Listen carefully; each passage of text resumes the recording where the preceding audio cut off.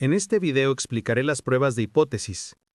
Además de ejemplificar de mejor manera en qué consisten, también utilizaremos los datos de la Encuesta Nacional de Ocupación y Empleo, ENOE. Una prueba de hipótesis muy común en economía es el test de Chow, que permite medir el cambio estructural. ¿A qué me refiero con cambio estructural? Observemos una gráfica del Índice Global de Actividad Económica, IGAE. El gráfico inicia en enero de 2017 y termina en septiembre de 2020. La línea azul que representa el IGAE muestra un comportamiento relativamente estable entre enero de 2017 y enero-febrero de 2020. Después se observa una caída abrupta, explicada por la pandemia de COVID-19, seguida de una recuperación lenta. Si pensamos en términos de cambio estructural, 2020 es un parteaguas para el IGAE. Su comportamiento antes y después es diferente. El cambio estructural se refiere precisamente a esto, un patrón que deja de replicarse del mismo modo a partir de cierto momento. Podemos verlo también en periodos largos, por ejemplo, los ingresos y ahorros de las personas que viven en Estados Unidos entre 1970 y 1981, 1982 y 1995. Los diagramas de dispersión ajustados con una recta de regresión muestran que los ahorros no se comportaron igual en ambos periodos. Lo sabemos porque las pendientes son distintas. La del periodo 1970 al 1981 se asemeja más a la función identidad, mientras que la del periodo 1982 a 1995 muestra un patrón diferente. Es un caso similar al del Indicador Global de la Actividad Económica de México. ¿Para qué sirve medir el cambio estructural? En este ejemplo lo analizamos en el tiempo, pero también puede evaluarse entre grupos poblacionales. El cambio estructural y, por tanto, el test de Chow puede aplicarse cuando analizamos una sola variable a través del tiempo o cuando comparamos esa variable entre dos grupos de personas. Veamos un ejemplo. A la izquierda observamos la relación entre escolaridad e ingreso para los hombres que trabajaron en el mercado laboral mexicano en el segundo trimestre de 2025. A la derecha, la misma relación para las mujeres. A simple vista, las gráficas son similares, pero no podemos asegurar si existe o no cambio estructural. Aquí, medir el cambio estructural implica evaluar si la escolaridad impacta de la misma forma al ingreso de hombres y al de mujeres. Históricamente sabemos que no, sobre todo en países como el nuestro, donde existen diferencias salariales significativas. Por lo tanto, es razonable esperar diferencias en cómo el mercado laboral valora la escolaridad entre ambos grupos.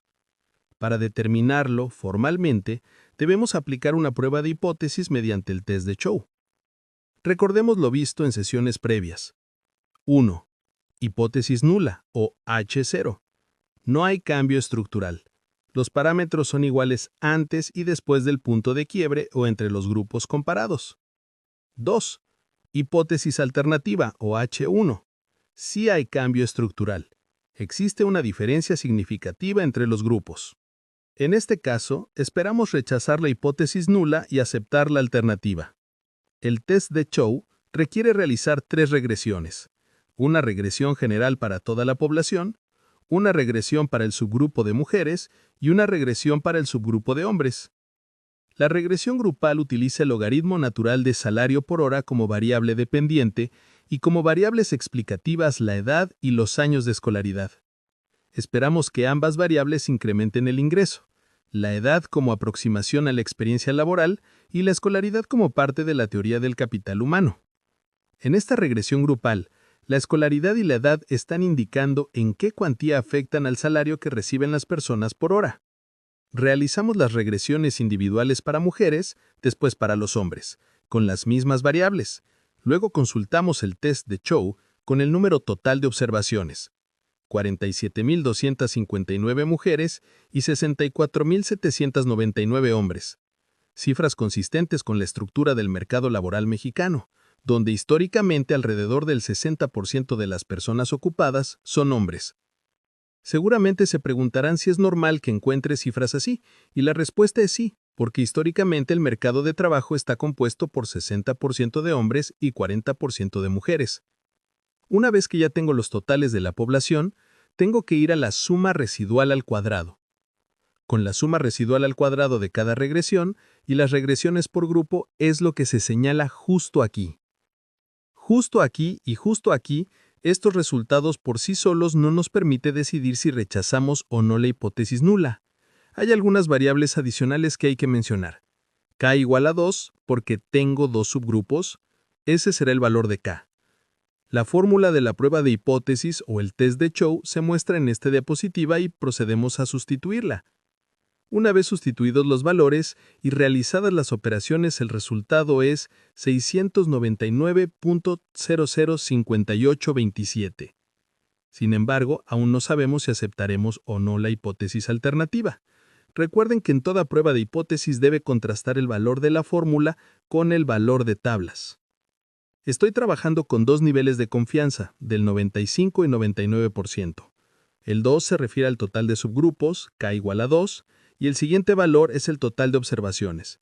Al buscar en la tabla F, el valor identificado fue 1553. Ahora, ese dato, ¿cómo es que yo lo puedo contrastar? La prueba de hipótesis del test de Chow me dice lo siguiente. ¿Cuál fue el valor que usted encontró? 699, tal como había mencionado. El valor encontrado en la tabla fue de 1553.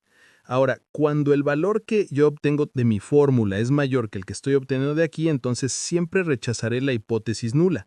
Es decir, implica sí o sí asumir que no estoy aceptando esto. Me voy por la hipótesis alternativa, es decir, hay cambio estructural. Por lo tanto, yo puedo concluir que en este ejercicio sí hay cambio estructural entre hombres y mujeres, es decir, hay una brecha a favor de los hombres, dado que la escolaridad afecta de manera diferenciada a un grupo y a otro, un grupo favorecido, el de los hombres, un grupo que no se ve beneficiado de la misma manera, el de las mujeres. Hasta aquí dejamos el video para revisar el procedimiento, consultar el manual, contrastar las fórmulas y continuar avanzando. Gracias.